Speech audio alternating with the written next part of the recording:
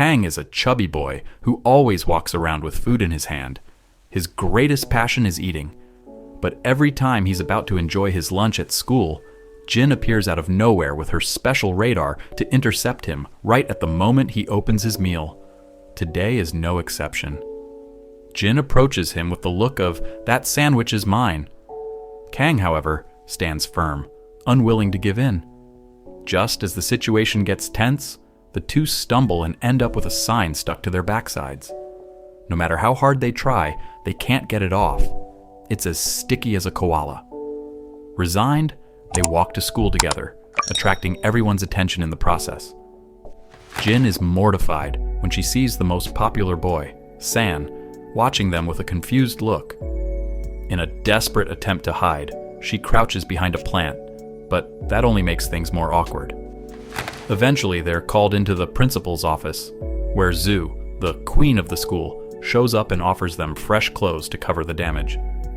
At that moment, Kang is left mesmerized by Zhu, while Jin, feeling ignored, storms off muttering something like, "I hope I never see you again."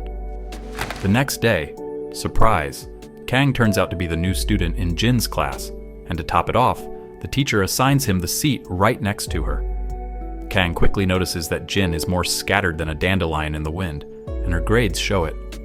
Laughing, he realizes that he, the food-obsessed guy, is actually smarter than her. Later, Zhu sits beside him, and Kang's imagination goes wild, picturing himself as a fitness king conquering her heart. Reality soon hits him, though, so he decides to join the basketball team to impress her. At first, everyone laughs at his physique, but to their surprise, Kang wins the game and becomes the hero. Meanwhile, Jin tries to sneak out of class to catch a glimpse of San, but the teacher catches her. At that moment, Kang helps her by passing along the answers. Thanks to him, she finishes her assignment perfectly and still manages to watch the game. Yet her attention is on San, who even smiles at her, something that makes Kang's jealousy as obvious as his belly. Finally, during the decisive play, Kang stumbles and falls right onto Jin, leaving both of them embarrassed and frustrated. For the first time, Kang truly wishes to get in shape once and for all. The messy love drama really kicks off one day in class, when some students start mocking Kang, calling him chubby. Just as his mood sinks, he finds a letter on his desk. Before he can even touch the envelope, bam, it's snatched away, and the rumor spreads like wildfire.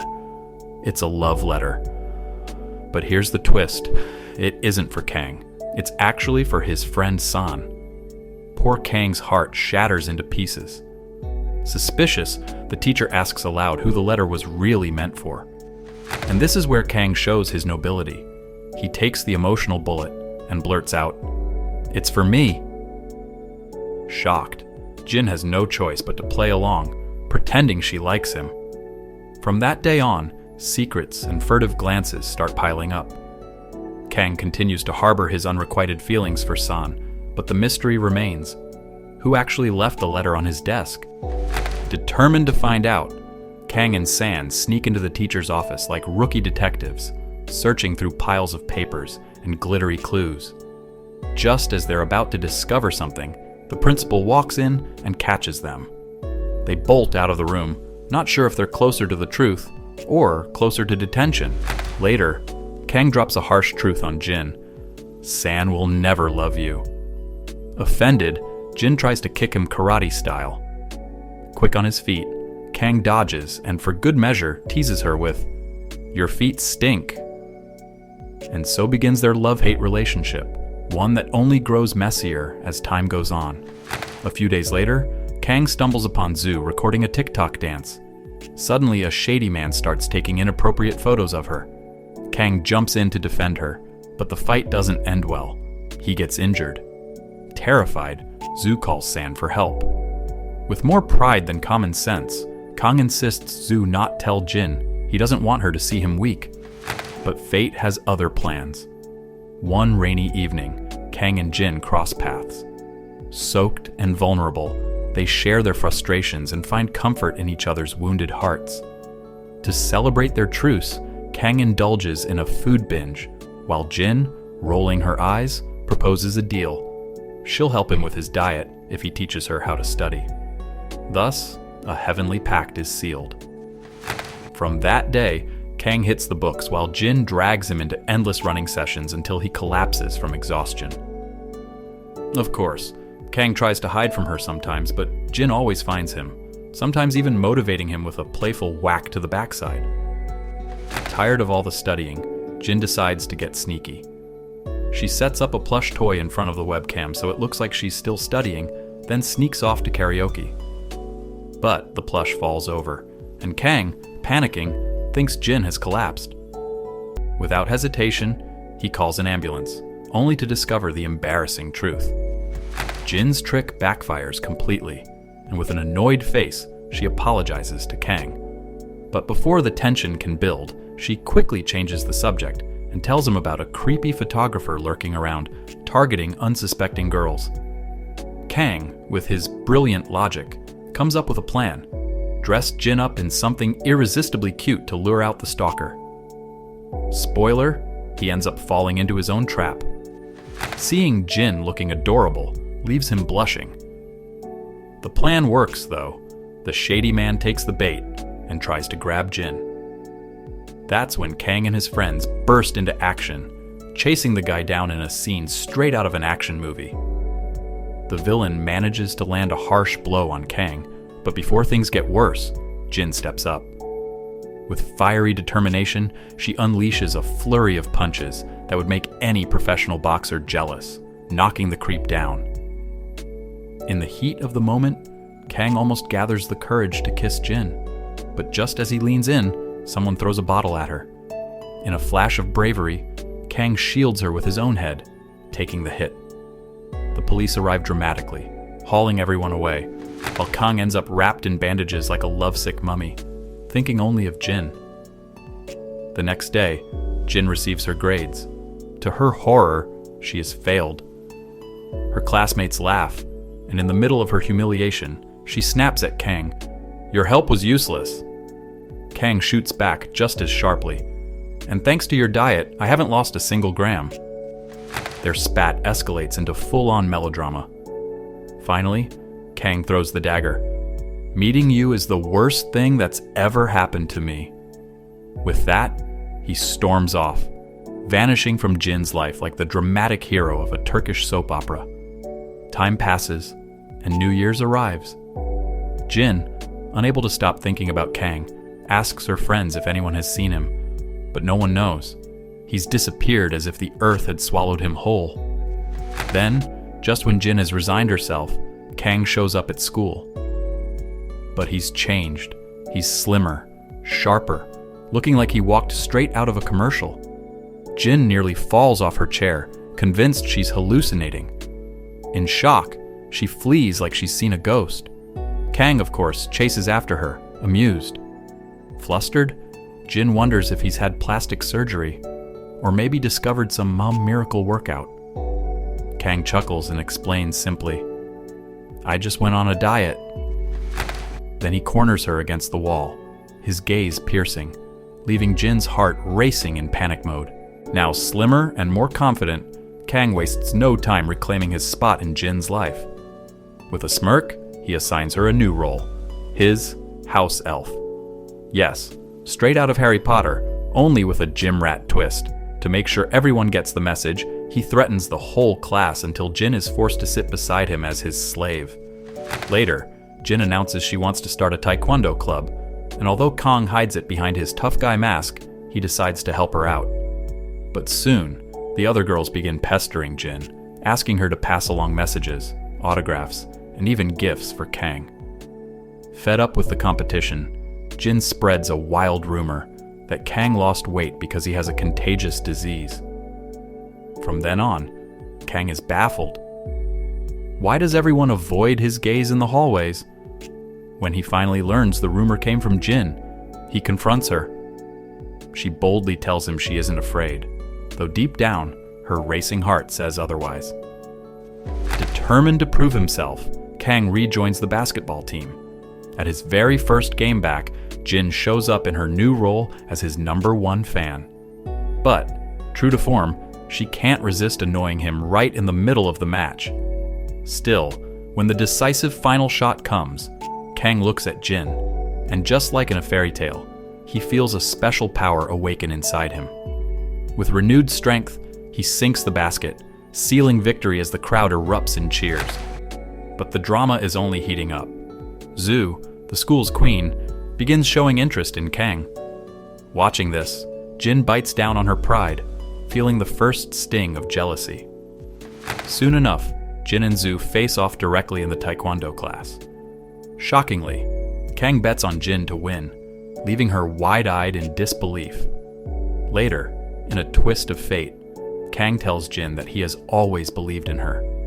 His words send butterflies dancing in her chest.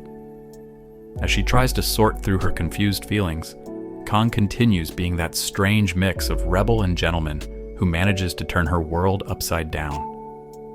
Meanwhile, the bond between Zhu and San grows closer, sparking Jin's jealousy. Desperate, she disguises herself with a wig and follows them like an amateur spy, only to discover that Kang is tailing them too. As it turns out, he also harbors feelings for Zhu. In a twist of fate, Jin and Kang team up, staging a double date to prevent Zhu and San from being alone together. Pretending to be a couple, Jin and Kang act awkwardly while trying to sabotage Zhu. Jin goes so far in her antics that she squishes her food and ends up splattering it all over her own face. To make things worse, her wig slips off, exposing her identity. Kang, embarrassed and worried, tries to help her, but the two end up fleeing the scene in humiliation, leaving the date in shambles. Meanwhile, Zhu gathers her courage and confesses to San that she wants to attend the same university as him. But San, in his typically indifferent way, brushes her off. Heartbroken, but determined, Zhu messages Kang to meet up. Kang, misinterpreting, believes she's finally moved on from San and that his love is finally free. But instead of Zhu, San shows up. It was a trap. Kang bolts like his life depends on it. Later, the story takes a strange turn as Jin and Kang join a military training camp. Forced to work side by side, they spend their days bickering endlessly. One night, Jin sneaks back to check on a chicken she had grown attached to, especially one of its eggs. But to her dismay, she finds the egg empty. Standing in the rain, she sheds a tear worthy of a melodrama. Soon after, she falls ill with pneumonia. The next day, their teacher informs the class of Jin's condition. Kang, though he hides it behind a tough facade, worries deeply. Meanwhile, San makes his move. He invites Kang to spend their last school days together, secretly hoping to introduce their families. But Kang has other priorities, namely visiting Jin, who nearly bursts into tears when San delivers her assignments and offers to help her prepare for exams.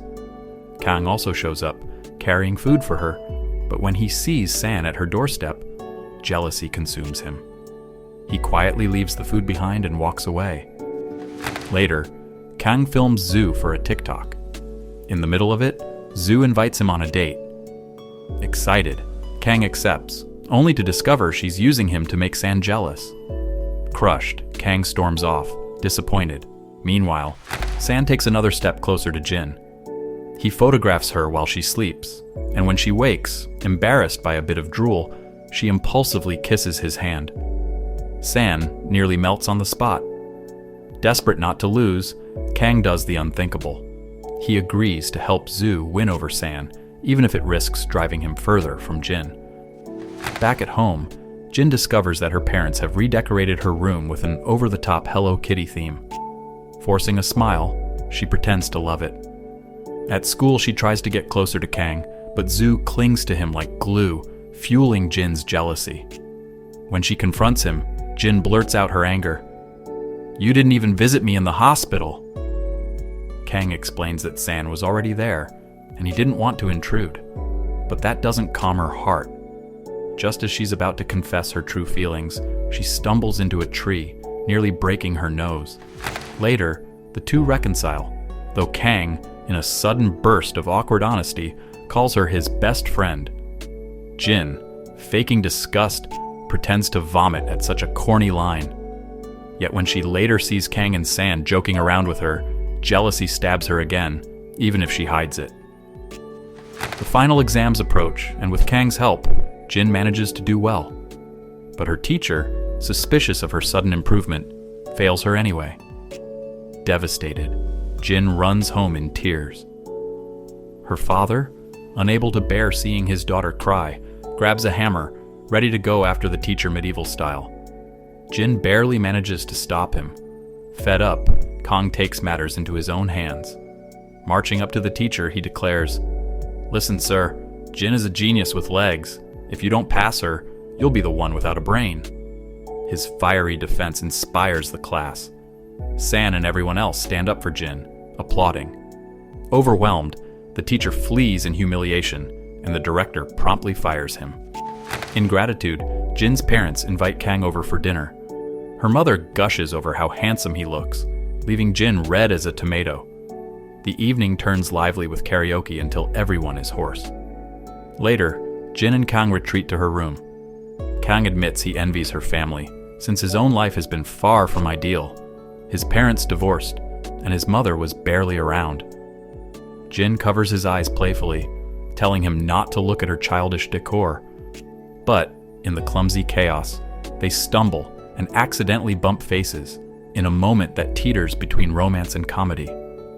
Both pull away, blushing furiously, their thoughts racing.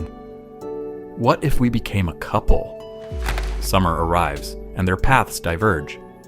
Kang begins studying with Zhu, while Jin pursues her dream of becoming a painter and takes a part-time job at a taekwondo club, where San also signs up.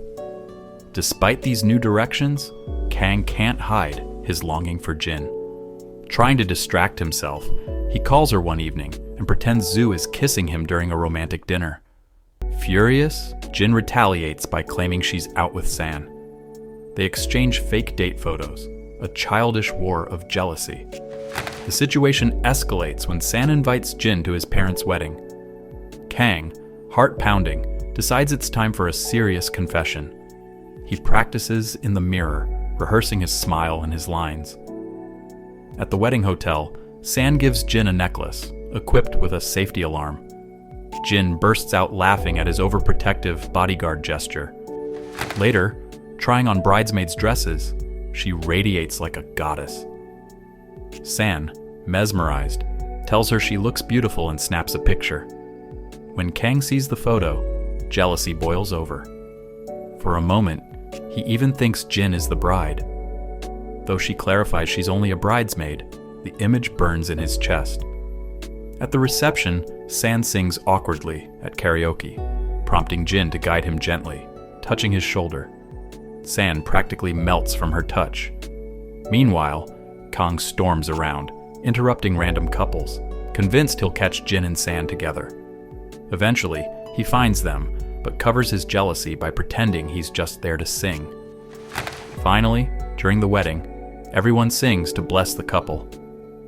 Kang seizes the moment, holding Jin's hand and gazing at her like she's the love of his life. Spoiler, she is. Afterward, Jin runs to him, asking if he came just to ruin the wedding. In a dramatic confession, Kang tells her he's always loved her, even when he was overweight. Just as Jin is about to respond, San interrupts at the worst moment, leaving Kang heartbroken. After the wedding, Jin can't get Kang out of her mind. Distracted, she pours her frustration into painting, only for her teacher to cruelly tear apart her work and kick her out of class. In tears, she wanders into a fair, where fate leads her straight to Kang. Trying to cheer her up, Kang gifts her a watermelon. Sitting together, they admit they were only pretending to like San and Zhu to make each other jealous. The tension dissolves, and they reconcile. To seal the moment, Kang wins her a stuffed puppy from a claw machine and gives it to her. They laugh, swing, and nearly share a kiss beneath the fair's glowing lights. Jin remembers how Kang, even when he was chubby, gave her the courage to face the world. Looking at him now, she blurts out dramatically, "I'll never forget you. My heart will always belong to you." But their happiness doesn't last long. Exams approach. Against all odds, Jin passes, while Zhu faces her own family turmoil. Her mother, obsessed with ballet, pressures her to continue. Zhu breaks down, confessing she hates ballet and that her mother never cared about her true feelings. Meanwhile, Kang also passes his exams and dreams of attending the same university as Jin. But tragedy strikes. His father is diagnosed with cancer. Kang's mother rushes back to China to care for him, leaving Kang alone. Jin's parents, compassionate, invite him to stay at their home. Grateful, Kang moves into the guest room. Living together brings awkwardness and endless comedy. Jin's father constantly interrupts, terrified of romantic mischief. Their classmates notice they even smell alike, using the same shampoo.